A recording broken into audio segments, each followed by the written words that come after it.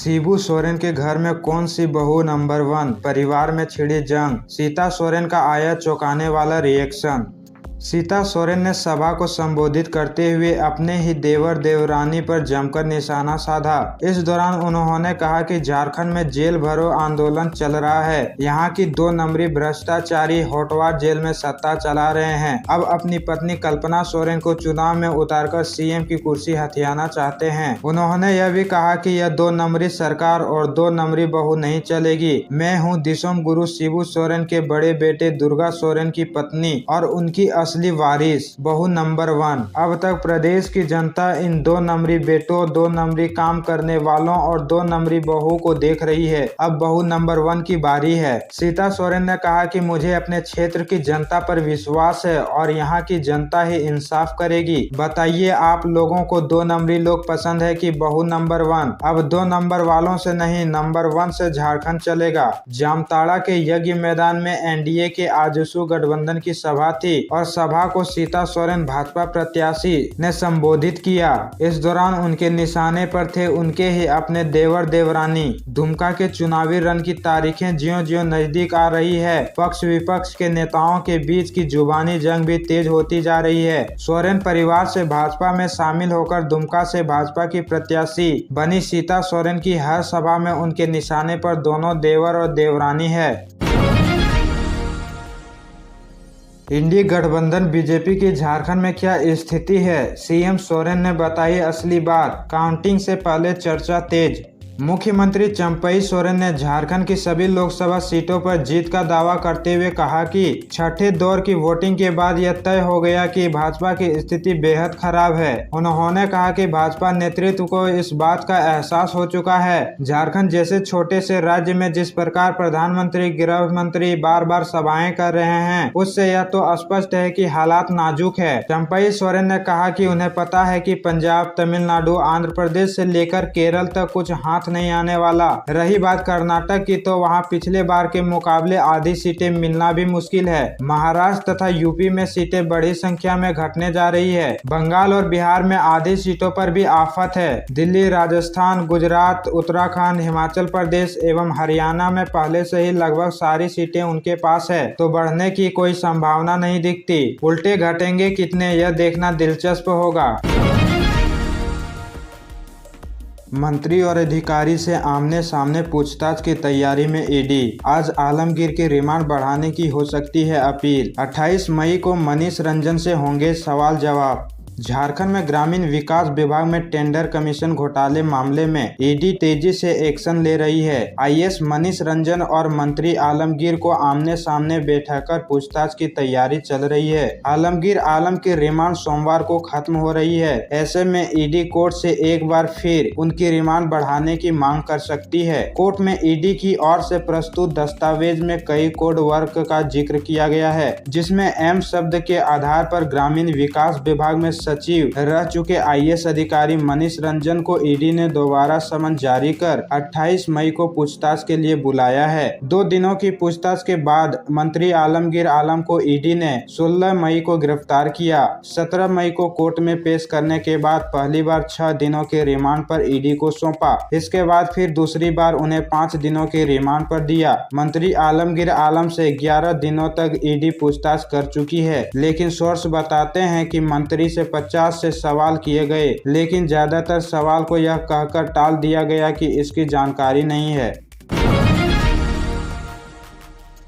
राज्य के सबसे बड़े अस्पताल में 300 करोड़ का बजट, सुविधाएं नदारद। रिम्स में 4 साल से नहीं खरीदे वेंटिलेटर, एम्बुलेंस में घंटों इंतजार करते हैं मरीज। रिम्स का सालाना बजट 300 करोड़ है। इस राशि का करीब 30% हिस्सा अस्पताल में सुविधाएं बढ़ाने के लिए खर्च किया जाना चाहिए। राज्य का सबसे बड़ा अस्पताल होने के कारण मरीजों को कई सुविधाएं देने का दावा भी किया जाता है, लेकिन हकीकत इसके उलट है। 2020 के बाद से एक भी वेंटिलेटर की खरीद नहीं हुई है। खामियाजा भुगत रहे हैं यहाँ आने वाले गंभीर मरीज। सिर्फ इमरजेंसी की ही बात करें तो यहाँ रोजाना औसतन 20 अति गंभीर मोस्ट क्रिटिकल मरीज पहुंचते हैं। एम्बुलेंस में लगे वेंटिलेटर के सहारे ऐसे मरीजों को लेकर परिजन रिम्स आते हैं, लेकिन उन्हें इमरजेंसी के बाहर घंटों तक इंतजार करना पड़ता है। यह कहा जाता है कि अभी बेड खाली नहीं है, इंतजार करिए। कई बार तो एम्बुलेंस में लगे वेंटिलेटर के सहारे सांसें ले रहे मरीज इलाज के अभाव में अस्पताल की दहलीज पर ही दम तोड़ देते हैं, लेकिन अस्पताल प्रबंधन है कि हर बार सिर्फ सीमित मात्रा में ही वेंटिलेटर होने की बात कहकर अपना पल्ला झाड़ लेता है। कई बार घंटों इंतजार करने के बाद भी बेड खाली नहीं होने की बात कहकर मरीजों को लौटा भी दिया जाता है।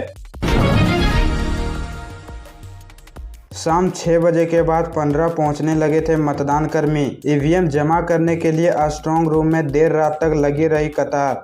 मतदान के बाद शुक्रवार शाम 6 बजे के बाद ईवीएम लेकर 15 कृषि बाजार में बने स्ट्रांग रूम में मतदान कर्मी पहुंचने लगे। देर रात तक यह सिलसिला जारी था। लंबी कतार में लगे मतदान कर्मी अपनी बारी का इंतजार करते दिखे। इस दौरान मतदान कर्मियों को किसी तरह की परेशानी न हो, इसका भी विशेष ध्यान रखा जा रहा था। कृषि बाजार प्रांगण में टेंट लगाए गए थे ताकि मतदान कर्मी बैठकर ईवीएम जमा करने के लिए अपनी बारी का इंतजार कर सके। जिला प्रशासन की ओर से नाश्ते और पानी की भी व्यवस्था की गई थी ताकि देर होने की स्थिति में मतदान कर्मियों को असुविधा न हो। वहीं ईवीएम जमा कराने के लिए माइकिंग की व्यवस्था की गई थी। जिला प्रशासन के अधिकारी बार बार व्यवस्थाओं को जायजा लेते दिखे। स्थानीय लोगों ने किया सड़क जाम, अपराधियों की गिरफ्तारी की थी लोगों की मांग। 1 घंटे सड़क किया जाम, आश्वासन के बाद सड़क खाली। पश्चिम सिंहभूम जिले के रांची चाईबासा NH 75E के उलीडी के पास ग्रामीण ने अपराधी की गिरफ्तार की मांग को लेकर 1 घंटे तक सड़क को जाम कर दिया। मालूम हो कि शनिवार दोपहर में अज्ञात नकाबपोश अपराधियों के द्वारा उलीडी के ग्रामीण मुंडा दीपक बोदरा को गोली मारकर गंभीर रूप से घायल कर दिया था, जिसे आनंद फानन में चक्रधरपुर अनुमंडल अस्पताल में भर्ती कराया गया था, जहाँ चिकित्सकों ने बेहतर उपचार के लिए जमशेदपुर TMJ रेफर कर दिया गया था। वहीं अपराधियों की गिरफ्तारी मांग को लेकर रविवार अनुमंडल के मुंडा संघ एवं स्थानीय ग्रामीण NH 75E को अवरोध अपराधियों की गिरफ्तारी करना कर रहे थे। इसको लेकर ASP पारस राणा ग्रामीणों को आश्वासन दिया कि 72 घंटे के अंदर अपराधियों की गिरफ्तारी कर ली जाएगी। इसके बाद ग्रामीणों ने जाम हटा दिया। रेलवे स्टेशन पर कोच अटेंडेंट की गुंडागर्दी, 30 सेकंड में 9 बेल्ट मारे, दौड़ा दौड़ा कर पीटा। इंदौर से हावड़ा जाने वाली शिप्रा एक्सप्रेस में कोच अटेंडेंट की शनिवार रात गुंडागर्दी देखने को मिली। कोडरमा स्टेशन पर 6 से 7 की संख्या में कोच अटेंडेंट्स ने बिहार के गया से ट्रेन में सवार हुए 2 यात्रियों के साथ जमकर मारपीट की। दरअसल गया से पंकज कुमार और सुमन कुमार जनरल टिकट लेकर ट्रेन में सवार हुए और TTE से AC कोच में सीट कंफर्म करने का आग्रह किया। जब ट्रेन में TTI ने सीट नहीं होने की बात कही तो AC बोगी के कोच अटेंडेंट इन दोनों यात्रियों के पास आए और उन्हें कंफर्म सीट देने की बात करते हुए सामान रखने वाली सीट पर दोनों यात्रियों को बैठा दिया। थोड़ी देर बाद इन दोनों यात्रियों से प्रत्येक सीट के लिए 3-3 हजार रुपए की मांग करने लगे। गिरिडीह के उसरी फॉल में हादसा, जलप्रपात में नहाने गए 2 लड़के की डूबने से मौत। उसरी जलप्रपात ने रविवार को 2 नवयुवक की जान ले ली। दोनों युवक देवघर से उसरी जलप्रपात में नहाने आए थे। इस दौरान गहराई में चले जाने की वजह से पत्थर में फंसकर उनकी जान चली गई। साथ आए लड़कों ने जब शोर मचाना शुरू किया तो घटनास्थल पर मौजूद स्थानीय लोग मदद के लिए दौड़े। करीब पौने घंटे की मशक्कत के बाद दोनों युवकों का शव जलप्रपात से बाहर निकाला गया। हादसे की सूचना मिलने पर मुफस्सिल थाने श्याम किशोर महतो भी दलबल के साथ मौके पर पहुंचे और दोनों युवकों के स्वजन को फोन पर घटना की जानकारी दी। वहीं कागजी कार्रवाई पूरी कर दोनों शवों को पोस्टमार्टम के लिए सदर अस्पताल ले जाया गया। मृतकों की पहचान देवघर निवासी 20 वर्षीय पवन गुप्ता और 18 वर्षीय दीपक वर्मा के रूप में हुई है। पवन ने इसी वर्ष इंटरमीडिएट की परीक्षा दी थी, जबकि दीपक एन कॉलेज देवघर में इंटरमीडिएट का छात्र था। बताया जाता है कि देवघर से 9 लड़के कोचिंग संचालक सोनू गुप्ता के नेतृत्व में उसरी जलप्रपात घूमने आए थे। यहाँ नहाने के क्रम में 2 युवक गहरे पानी में चले गए। उसरी जलप्रपात संचालक समिति के अध्यक्ष कोलेश्वर सोरेन ने बताया कि गहरे पानी में जाने की वजह से दोनों की मौत हो गई।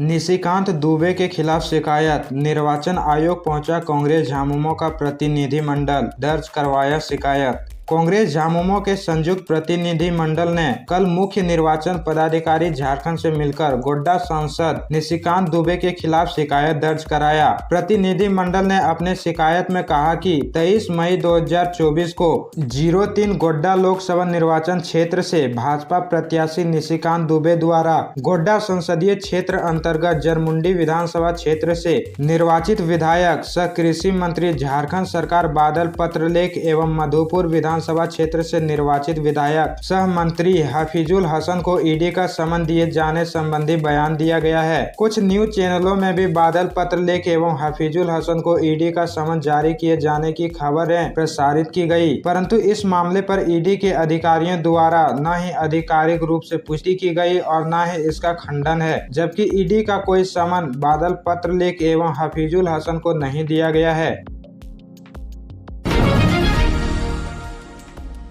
झारखंड में दिखेगा रेमल साइक्लोन का असर, 50 किलोमीटर पर आवर की रफ्तार से चल सकती है हवा, 2 दिनों तक बारिश की भी संभावना। झारखंड में रेमल साइक्लोन का असर देखने को मिल सकता है। 26 मई को पूर्वी सिंहभूम, पश्चिमी सिंहभूम, सरायकेला, खरसावां, खूंटी, रांची, रामगढ़, बोकारो और धनबाद में कहीं कहीं 40 से 50 किलोमीटर प्रति घंटे की रफ्तार से हवा चल सकती है। वहीं 27 मई और 28 मई को गढ़वा, पलामू, चतरा और लातेहार को छोड़कर अन्य जिलों में 30 से 40 किलोमीटर प्रति घंटे की रफ्तार से हवा चल सकती है। इसके दौरान हल्की बारिश भी हो सकती है। कोल्हान और संथाल परगना में भी साइक्लोन का थोड़ा बहुत असर दिख सकता है। इन इलाकों में हवा की रफ्तार 60 किलोमीटर प्रति घंटे तक हो सकती है। इसका असर रांची और आसपास के इलाकों में भी हो सकता है। इसके असर से 27-28 मई को बारिश हो सकती है।